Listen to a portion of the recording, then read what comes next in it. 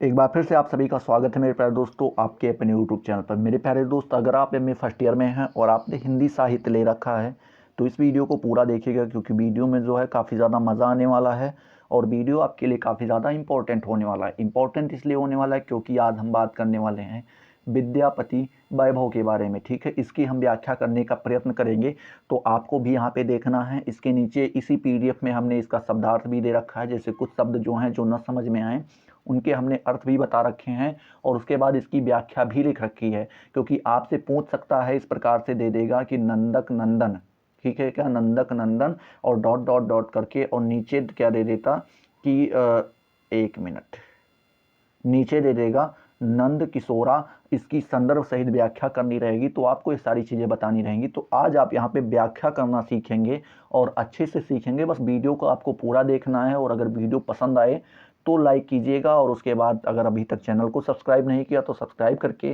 Bell icon को जरूर press कर लीजिएगा। ठीक है, चलिए वीडियो को स्टार्ट करते हैं। बात करें यहाँ पे आपको जो ये दिया गया है, पहले देख लेते हैं। इसमें लिखा है नंदक नंदन कनम्बक तरु तरु धीरे मुरली बजाओ बजाओ। मतलब कह रहे हैं कि जो नंद के पुत्र हैं, ठीक है, नंद के पुत्र हैं जो नंदक हैं, वो क्या कह रहे हैं कि कदम्बक तरु धीरे धीरे मुरली बजाओ। तो धीरे धीरे क्या करके बजा रहे हैं, मुरली को अपने बजा रहे हैं। ठीक है, समय संकेत निकेतन बैसल बेरी बेरी बुलाए पठाए। मतलब कह रहे हैं कि जो आपने समय पर, जो आपने समय तय किया था, जहाँ पे आपने मिलने को तय किया था, ठीक है, और वहाँ पे वो बैठ के आपको उसी समय पे राधा जी से बोल रही हैं उनकी सखीना कि तुमको वो बुला रहे हैं। ठीक है, आगे क्या कह रहे हैं कि समर तोर लाग अनुखन विकल मुरारी। मतलब कह रहे हैं कि वो समय धीरे धीरे करके उनके, मतलब जब आप नहीं आ रही हैं तो उन चीज़ों को देख देख कर वो क्या हो रहे हैं, व्याकुल हो रहे हैं और आपको बुलाने का प्रयास कर रहे हैं।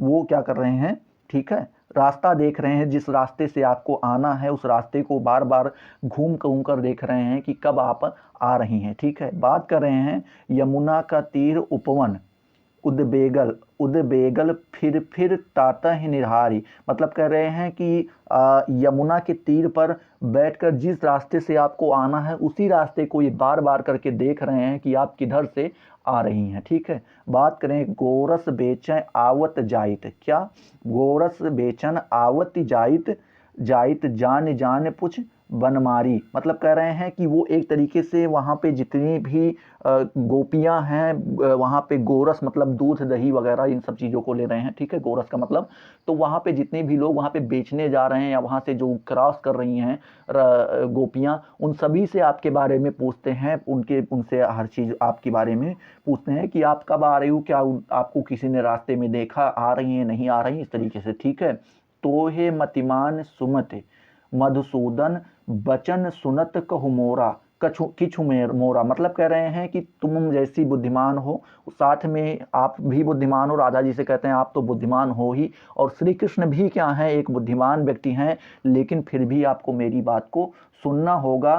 भैन विद्यापति सुन बरजोरी बंदह नंद किशोरा। ठीक है, मतलब कह रहे हैं, विद्यापति कह रहे हैं कि सुनिए राधा जी, हे राधा, आप जाइए वहाँ पे पहुँचिए और श्री कृष्ण जी से जल्दी से अपनी मुलाकात कीजिए, वो वहाँ पे बैठ के आपका इंतजार कर रहे हैं। उतने अच्छे से यहाँ पे हमने नहीं बताया, बस ये हमने ओरल पढ़ के बता दिया है। अभी आपको पूर्ण रूप से बताएंगे कि इसकी व्याख्या एग्जैक्ट क्या होगी, आपको कैसे लिखनी है, तो बस वीडियो को देखते रहिएगा। ठीक है, चलिए देखते हैं।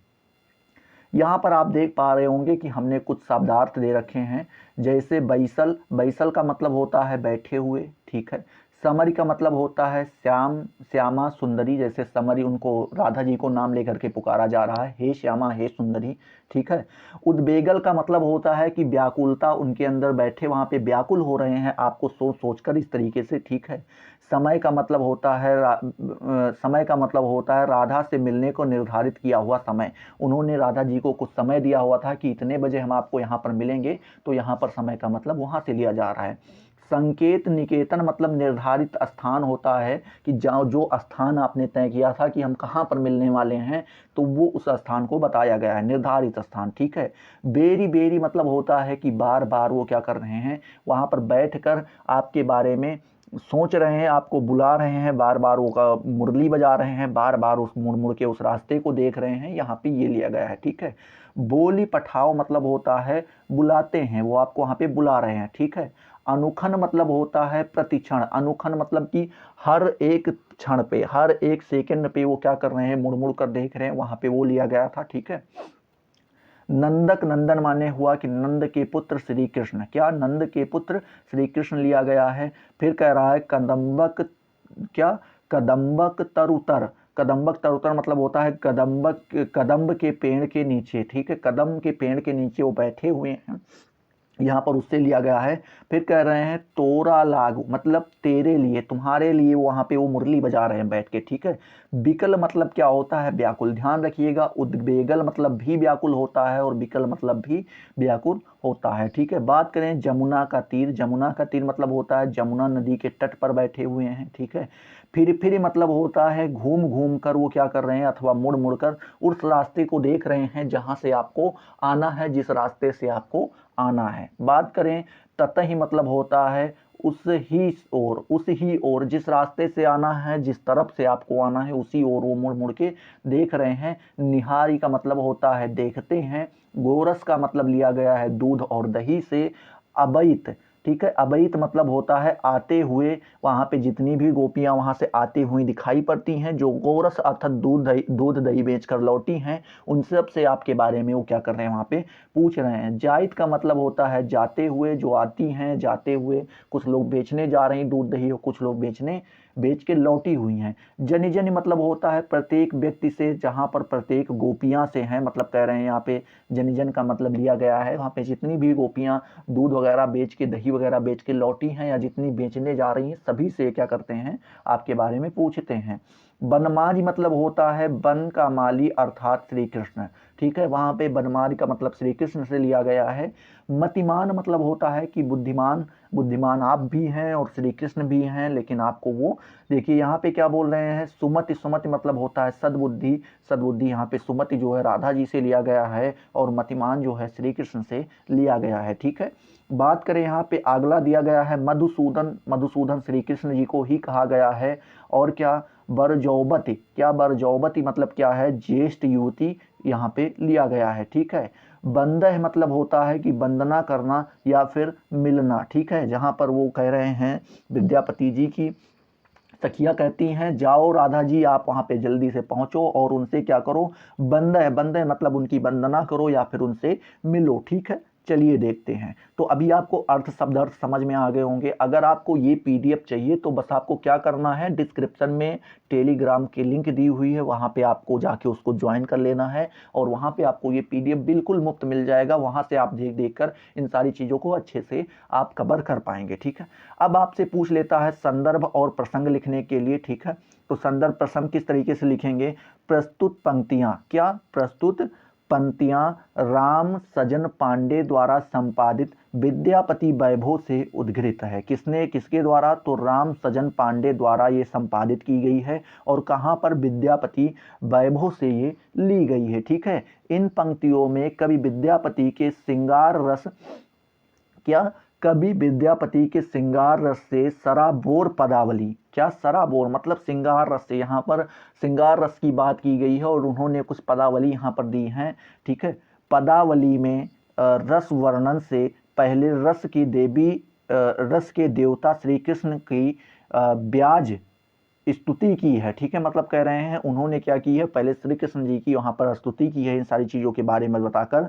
श्री कृष्ण राधा से मिलने के लिए पहले से ही निर्धारित समय व स्थान पर पहुंच जाते हैं। मतलब कह रहे हैं कि जो श्री कृष्ण ने राधा से मिलने के लिए जो स्थान नियुक्त किया था वहां पर वो समय से पहले ही पहुंच गए। उनके अंदर इतनी उत्तेजना थी, इतना मिलने के लिए क्या बोलते हैं जिज्ञासा थी कि वो उस समय जो समय दिया था उस समय भी भूल गए, वो पहले ही जाके वहां पे पहुंच गए। और जब पहले पहुंच गए तो अब उनका समय नहीं कट रहा है, वो मुरली बजा बजा के वहां पे उन राधा जी को बुला रहे हैं। ठीक है, बात करें परंतु राधा ने वहां ना पहुंचने के लिए कारण वे व्याकुल हो रहे हैं। मतलब कह रहे हैं कि जो राधा जी हैं वो समय से पहले नहीं आई, वो समय पर ही आएंगी और जब वो नहीं आई तो उसी के कारण ये इनकी व्याकुलता बढ़ती जा रही है। अतः इन पंक्तियों में श्री कृष्ण की दूती या राधा की सखी राधा को मिलने के स्थान पर जाने के लिए प्रेरित करती है। मतलब कह रहे हैं कि हमें इन पंक्तियों में ये देखने को मिलता है कि श्री कृष्ण की एक दूती है, या फिर हम कह सकते हैं राधा की एक सखी है, जो राधा जी को यह बताती है कि श्री कृष्ण वहाँ पे पहुँच चुके हैं, अब आपको वहाँ पे जाना चाहिए। वो उनको प्रेरित करती है कि आप वहाँ पे जाओ, उनसे मिलो। ठीक है, अब हम देखते हैं व्याख्या हमें किस प्रकार से लिखना रहेगा। आपको संदर्भ अच्छे से समझ में आ गया होगा। ठीक है, देखते हैं व्याख्या। व्याख्या में आपको सबसे पहले डालना है व्याख्या हेडिंग, उसके बाद लिखना है कवि कहता है कि श्री कृष्ण की दूती या राधा की सखी राधा से कहती है कि हे राधा, नंद के पुत्र श्री कृष्ण कदम के पेड़ के नीचे बैठकर धीरे धीरे मुरली बजा रहे हैं। ये पहली लाइन की पंक्ति हुई। ठीक है, उसके बाद आपको यहीं पे शांत नहीं रहना है। जब आप ये बता दीजिए उसके बाद अर्थात लगा के बताइए, फिर कहिए अर्थात वे तुम्हारी प्रतीक्षा कर रहे हैं। ठीक है, मतलब आपको व्याख्या को काफी ज्यादा लंबा खींचना है, ये ध्यान में रखना है। उन्होंने तुमसे मिलने का जो समय व स्थान निश्चित किया था, वे उसी स्थान पर बैठकर बार बार तुम्हें बुलाने का संदेश भेज रहे हैं। ठीक है, तो इस तरीके से आपको ये व्याख्या पूरी बतानी रहेगी। कहने का अभिप्राय यह है कि वे मुरली के स्वर में बार बार तुम्हारा लेकर तुम्हें नाम लेकर तुम्हें बुलाते हैं। हे श्यामा, श्यामा मतलब राधा जी को लिया गया है। हे श्यामा, तुम्हारे लिए श्री कृष्ण प्रतिक्षण व्याकुल हो रहे हैं, अर्थात उनकी व्याकुलता प्रतिक्षण बढ़ती जा रही है। जमुना के नदी के तट पर स्थित उपवन अथवा बाग में श्री कृष्ण व्याकुल होकर घूम घूम कर अथवा मुड़ मुड़ कर उस मार्ग की ओर बार बार देखने लगते हैं जिस मार्ग से तुम्हें वहां पहुंचने की संभावना है। जिस मार्ग से तुम आप वहां पे आने वाली हो, उसी मार्ग को क्या कर रहे हैं, बार बार मुड़ के देख रहे हैं कि हाँ हो सकता है अब दिखाई पड़ जाए, अब दिखाई पड़ जाए। दूध दही आदि गोरस को बेचने के लिए जो गोपियां उस मार्ग से आती जाती हैं, श्री कृष्ण उन गोपियों से तुम्हारे विषय में पूछते हैं। मतलब कह रहे हैं इतना व्याकुल हैं कि वहां से जितनी भी गोपियां आ जा रही हैं, जो दूध दही बेचने जा रही हैं या जो दूध दही बेच के लौट रही हैं, सभी से आपके बारे में पूछते हैं। हे राधा, तुम स्वयं बुद्धिमती हो और श्री कृष्ण साबुद्धि वाले हैं। मतलब कह रहे हैं कि क्या कह रहे हैं, सद्बुद्धि वाले हैं। तुम खुद बुद्धिमान भी हो और श्री कृष्ण भी सद्बुद्धि वाले हैं, अर्थात तुम दोनों ही बुद्धि संपन्न हो। मतलब तुम दोनों के अंदर अच्छा खासा माइंड है, फिर भी तुम्हें मेरी इतनी बात तो अवश्य सुननी चाहिए। मतलब कह रहे हैं मैं जानती हूँ कि आप ऑलरेडी बुद्धिमान हो, आप अपने मन का ही काम करने वाली हो, लेकिन फिर भी मेरी एक थोड़ी सी बात आपको सुननी चाहिए, मेरी बात माननी चाहिए। विद्यापति कहते हैं, हे श्रेष्ठ युवती राधा, मेरी बात सुनो, तुम शीघ्र वहां जाकर पहुंचो, नंद के पुत्र श्री कृष्ण की वंदना करो। कहने का अभिप्राय यह है, वंदना करने का मतलब यहाँ पे उससे नहीं लिया गया कि हाथ हाथ जोड़ के और उसके बाद जो क्या है वो अगरबत्ती दिखाने लगो। ठीक है, तो ये क्या कह रहे हैं कि तुम शीघ्र ही वहां पहुंचकर नंद के पुत्र श्री कृष्ण की वंदना करो। मतलब इनके कहने का अभिप्राय यह है कि तुम वहां पहुंचकर शीघ्र ही कृष्ण से जाकर मिलो। मतलब वो कह रही है कि जितने जल्दी हो सके आप वहां पे जाके पहुंचो और श्री कृष्ण तुम्हारा इंतजार कर रहे हैं, उनसे जाकर के मिलो। अब आपको जब आपने संदर्भ बता दिया, व्याख्या बता दी, आपको शब्दार्थ नहीं लिखने हैं। वो मैंने शब्दार्थ आपके लिए छोड़े हैं जिससे आप उनसे परिचित हो सकें, शब्दों से जो आपको नए शब्द लग रहे हैं उनसे आप परिचित हों, आप उनसे जाने और उनका अर्थ अच्छे से बता सकें। आप और भी बहना चाहते हैं तो और भी भैया और अच्छे से बताइए। ठीक है, अभी यहाँ पर इतना बता दिया गया है, विशेष डालना है, उसमें पहला नंबर पॉइंट डाल देना है। कहना है इन पंक्तियों में कवि ने अपने आराध्य तथा अपनी आराध्या की वंदना के साथ साथ इस बात की ओर संकेत किया है कि इस काव्य रचना का प्रतिपाद श्रृंगार रस ही है। ठीक है, मतलब तो यहाँ पे आपको यही कहना तो केवल इतना है कि इसमें श्रृंगार रस की विशेषता देखने को मिली है, लेकिन आपको इतना ही नहीं, उसको बढ़ा चढ़ा के अपनी तरफ से जोड़ ओढ़ के भी लिखना है। फिर दूसरा पॉइंट आपको डालना है, पूरे पद में कम से कम 3 पॉइंट में आपको इसकी विशेषताएं बतानी होंगी। ठीक है,